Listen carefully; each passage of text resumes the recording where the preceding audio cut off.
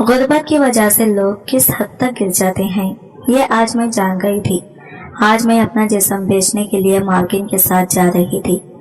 میری ایک رات کی قیمت اس آدمی نے 25 لاکھ دیے تھے اور کمرے میں آتے ہی یہ آدمی میرے قریب آ گیا۔ میں بہت چھوٹی سی نازک سی گڑیا تھی۔ میرا وجود بھی اس آدمی کے آگے بہت چھوٹا تھا۔ کمرے میں آتے ہی اس شخص نے میرا دوپٹہ اچھالا۔ میں ایک دم سے ڈر گئی۔ انکل پلیز میرے ساتھ ایسا نہیں کریں۔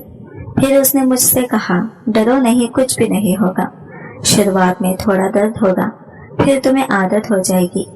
میں اس کی باتیں سن کر خوف سے کانپ رہی تھی۔ پھر اس نے اپنا ہاتھ میرے اندر، ہم لوگ غریب تھے، میرے گھر میں صرف ماں اور میں تھی۔ میرے بابا میرے بچپن میں ہی انتقال کر چکے تھے اور ایسے میں ہمارا گھر کا گزارا ہونا بہت مشکل ہو رہا تھا، کیونکہ خاندان والوں نے تو ہم سے منہ موڑ لیا تھا اور آس پڑوس والی تھوڑی بہت مدد کر دیا کرتے تھے، لیکن اتنی مدد کے باوجود بھی ہمارا گھر کا گزارا ہو پانا بہت مشکل تھا۔ ایک دن تو ہمارے گھر میں کھانے کے لالے پڑ چکے تھے۔ ایک تو ہمارا گھر بھی خاص نہیں تھا، ہم کچے مکان میں کرائے کے گھر میں رہتے تھے۔ بابا جب تک اس دنیا میں تھے مجھے کسی بھی مشکل کا سامنا کرنے نہیں دیتے تھے، کیونکہ وہ میری ہر خواہش پوری کیا کرتے تھے۔ اب تو جیسے میرے بابا کے جانے کے بعد ہمیں بہت سے مشکلوں کا سامنا کرنا پڑ رہا تھا۔ گزارے کے لیے پیسے اور کرایہ، لائٹ بل، یہ سب پیسے ہم کہاں سے لاتے؟ اس لیے ماں نے یہ فیصلہ کیا کہ وہ بنگلے میں جا کر گھر کا کام کرے گی تاکہ کچھ پیسے کما کے ہمارا گھر کا گزارا ہو پائے۔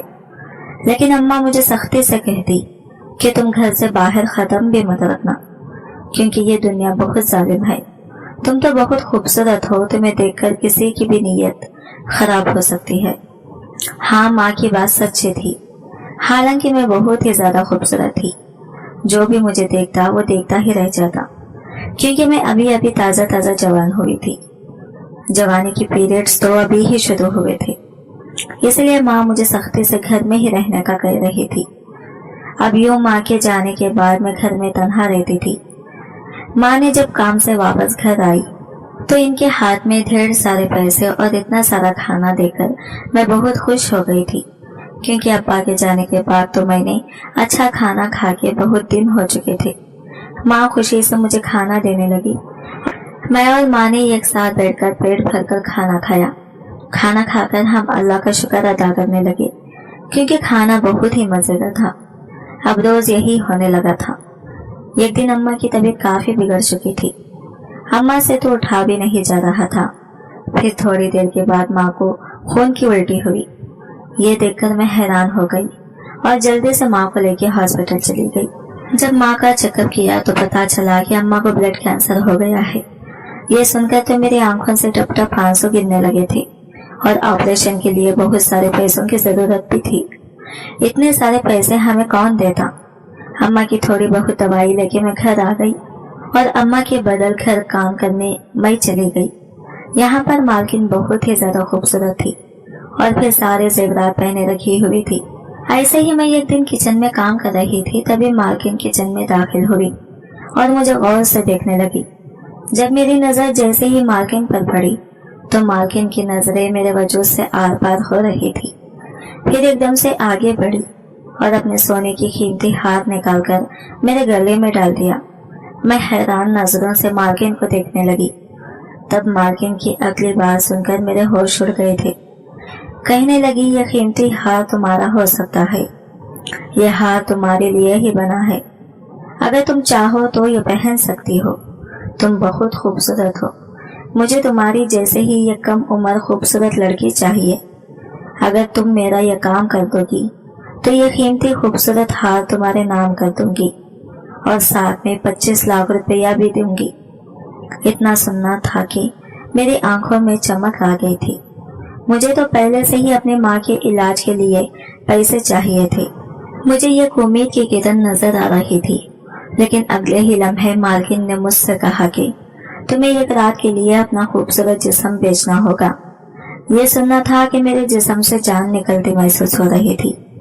مالکن کی یہ بات میرے اوسان خطا کر گئی تھی۔ میں نے اپنے خواب میں بھی نہیں سوچا تھا کوئی میرے ساتھ اتنا گھٹیا بات بھی کر سکتا ہے۔ मैं मालकिन पर गुस्सा होते हुए बोली, आप ये कैसी बातें कर रही हैं? आपको शर्म नहीं आती ऐसी बातें करते हुए? फिर मालकिन मुझसे कहने लगी, सोच लो, सिर्फ एक रात की कीमत 25 लाख रुपए है। तुम सारी जिंदगी भी काम करोगी तो भी इतने पैसे नहीं कमा पाओगी। इतनी बड़ी कीमत तुम्हें कौन देगा? एक रात में ही तुम पैसे वाली हो जाओगी। शायद तुमने इतने सारे पैसे अपने ख्वाब में भी नहीं देखे होंगे। मुझे सोचकर जवाब देना, तुम इतनी खूबसूरत हो, तुम्हें तो जो कोई भी देखेगा तुम्हारा दीवाना हो जाएगा। अरे कुछ तो अपनी खूबसूरती का फायदा उठाओ। मैं ऐसी लड़की नहीं हूँ जैसा आप समझ रहे हैं, मैंने चिल्लाते हुए कहा। मैं एक शरीफ घराने की हूँ, इज्जतदार घराने की लड़की हूँ। आप इस काम के लिए कोई और लड़की ढूंढ लीजिएगा। इतना कहकर मैं दौड़ती हुई अपने घर वापस आ गई। जब घर पहुंची तो माँ चारपाई पर पड़ी हुई थी। दरवाजे की खटकने की आवाज से अम्मा जाग गई थी और मुझे इतना परेशान देखकर पूछने लगी, बेटा हानिया क्या हुआ है? इतनी परेशान क्यों लग रही हो? कुछ बात हुई है क्या? मैं सारी बात अम्मा को बताना चाहती थी, लेकिन इनकी हालत की वजह से खामोश हो गई और थोड़ी देर अम्मा के पास बैठ गई। मैं अम्मा को इस हालत में परेशान करना नहीं चाहती थी, इसलिए खामोशी साध ली थी। फिर अम्मा से कहने लगी, कुछ भी नहीं अम्मा, आप परेशान मत हुए। थोड़ा काम ज्यादा था मालकिन के यहाँ, इसलिए काफी ज्यादा थक गई हूँ। फिर अम्मा मेरे सर पर प्यार से हाथ फेर कर कहने लगी, मेरी बच्ची तुम बहुत मासूम हो।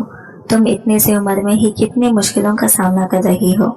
मुझे माफ कर दो मेरी बच्ची, मैं वो खुशी तुम्हें नहीं दे पाई जो तुम्हारे बाबा तुम्हें दिया करते थे। नहीं अम्मा, ऐसी बात नहीं, बस आप ठीक हो जाएं, आप सलामत रहें मुझ पर।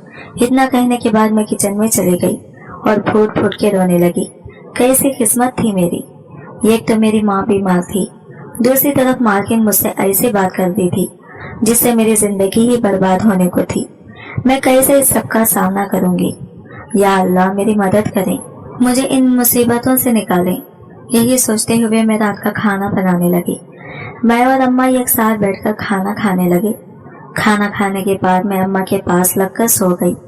रात के 3 बजे थे। अम्मा ने एक खतरनाक उल्टी की, खून से मुंह भर चुका था। मैं नींद से उठकर जब अम्मा को देखी तो अम्मा फ्रेश पर गिरी हुई थी। ये देखकर मैंने चिल्लाना शुरू कर दिया। पड़ोस में एक शाहिदा आंटी रहती थी। एक वो ही थी जो हमें हर वक्त हमारी मदद कर दिया करती थी। और शाहिदा आंटी अम्मा को जगाने की कोशिश कर रही थी, लेकिन अम्मा उठ ही नहीं रही थी। अम्मा को देखकर मेरे हाथ पैर ठंडे पड़ चुके थे। शाहिदा आंटी और मैं अम्मा को लेकर हॉस्पिटल पहुंचे। अम्मा को इमरजेंसी में ले लिया गया था। अम्मा को ब्लड कैंसर होने की वजह से बार बार खून की उल्टियां हो रही थी, लेकिन आज तो अम्मा की तबीयत काफी ज्यादा बिगड़ चुकी थी। फिर अम्मा के चेकअप के बाद डॉक्टर ने आकर ये कैसी बात कही जिसे सुनकर मेरी जान निकल गई। डॉक्टर ने कहा, अगर जल्द से जल्द इनको ऑपरेशन नहीं किया तो ये अपनी जान से हाथ धो बैठेंगी, इसलिए जल्द से जल्द 10 लाख का इंतजाम कर लें। कल ही इनका ऑपरेशन करना पड़ेगा, नहीं तो इनकी जान भी जा सकती है। इतना सुनने के बाद मेरी आंखों में आंसू आ गए थे। मैं वही बेंच पर बैठकर फूट फूट कर रो रही थी। शाहिदा आंटी मुझे तसल्ली देने लगी थी।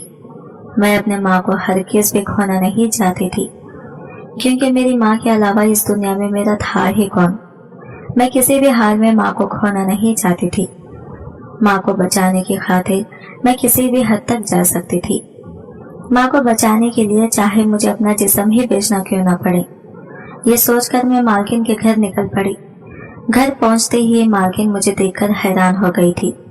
शायद इसे यकीन नहीं हो रहा था कि मैं दोबारा इसके घर में कदम भी रखूंगी, लेकिन मैं भी क्या करती। मैं बहुत मजबूर हो चुकी थी। मैं किसी भी हाल में माँ को खोना नहीं चाहती थी, इसलिए मालकिन की बात मानने के अलावा मेरे पास कोई दूसरा रास्ता नहीं था।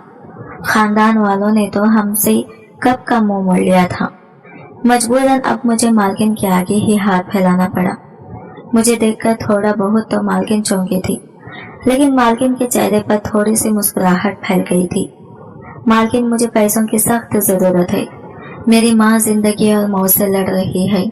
मुझे माँ के इलाज के लिए पैसे चाहिए, इसलिए मैं आपकी बात मानने के लिए तैयार हूँ। ये सुनकर मालकिन बहुत खुश हो गई और देरी करे बगैर एडवांस में मुझे 10 लाख भी दे दिया था। इन पैसों को देखकर मेरे हाथ पैर कांप रहे थे, क्योंकि मैं इन पैसों को पाने के लिए अपनी जिंदगी दांव पर लगाने का फैसला कर चुकी थी। अब मालकिन से वो पैसे लेकर मैंने वो पैसे ऑपरेशन के लिए हॉस्पिटल में जमा भी करवा दिए थे। माँ को बचाने की खातिर अपने जिस्म का सौदा करने चली थी। हॉस्पिटल में पैसे जमा करवाने के बाद माँ का ऑपरेशन शुरू हो चुका था और इधर मैं अपना जिस्म बेचने मालकिन के घर जा रही थी। जब मालकिन के घर गई तो मालकिन पूरी तैयारी के साथ बैठी हुई थी। मुझे देखते ही वो बहुत खुश हो गई और मुझे ये कमरे में ले जाकर दुल्हन की तरह सजाने लगी। फिर मुझे अच्छे से तैयार करके मुझे एक होटल में ले गई और होटल के कमरे में मुझे बेड के बीचों बीच बिठा दिया और मुझसे कहने लगी, तुम्हें कस्टमर को खुश करना होगा। अगर मुझे शिकायत का मौका दोगी तो मैं तुम्हें यहाँ से कभी नहीं जाने दूंगी। मालकिन की बातें सुनकर मुझे खौफ सा होने लगा था। मैं एक 13 साल की मासूम खूबसूरत बच्ची थी जो अपनी माँ को बचाने की खातिर अपना जिस्म बेचने के लिए तैयार हो गई थी। मुझे इन सब बातों का क्या ही पता था कि मर्द औरत से कैसे खुश होते हैं। मैं तो यहाँ पर बैठी आंसू बहा रही थी। मालकिन तो मुझ पर रहम करने से तो थी नहीं, इसलिए मुझे सख्ती से कहकर चली गई कि रो रो कर अपना मेकअप और हालत खराब मत कर लेना, वरना तुम्हें तो पता है मैं तुम्हारे साथ क्या कर सकती हूँ।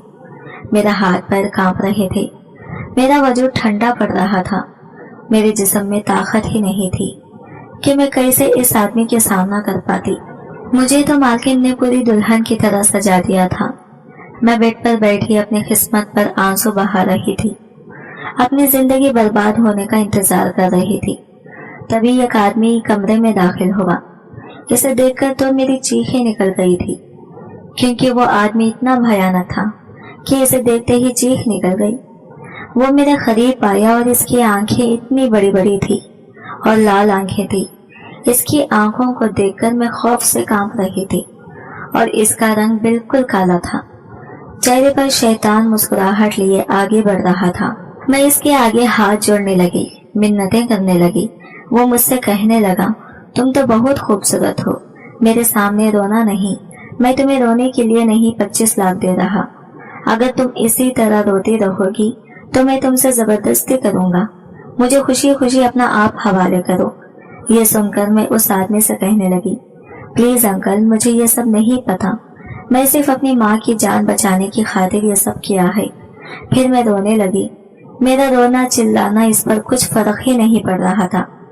ये मेरे बिल्कुल करीब आ गया और कहने लगा, तुम बहुत खूबसूरत हो, मैं तुम्हारे नन्हे से वजूद से खेलना चाहता हूँ। मुझे इनकार करने की कोशिश भी मत करना। शुरू में तो तुम्हें दर्द होगा, फिर तुम्हें इसकी आदत हो जाएगी। और वक्त जाया किए बगैर वो मेरा दुपट्टा उछाला और मुझ पर झुककर मेरे साथ। इसका वजूद इतना भारी था कि मेरा नाजुक जिस्म इसके नीचे दब सा गया था। सारी रात मैं इसकी शिद्दतें बर्दाश्त करती रही। ये तो पूरा जुनून से मुझ पर हावी हो चुका था। मैं नाजुक सी लड़की उसके वजूद को बर्दाश्त नहीं कर पाई और बेहोश हो गई। फिर सुबह होश आया तो मैं बिना लिबास के बेड पर पड़ी हुई थी और ये देखकर मेरे होश उड़ गए थे कि पूरा बेड तो खून से लिपट हो चुका था। मुझे तो उठकर खड़ा भी नहीं हो पा रहा था। मेरा अंग अंग दर्द कर रहा था। मैं जल्दी से उठकर अपने कपड़े पहनने लगी। तभी कमरे में मालकिन आई और कहने लगी, हाय मेरी नन्ही सी जान, तुमने मुझे खुश कर दिया। कस्टमर तो तुमसे बहुत खुश हुआ है और आगे भी ऑफर दे चुका है। बस मुझे तुमसे यही उम्मीद थी। ये लो अपने पैसे।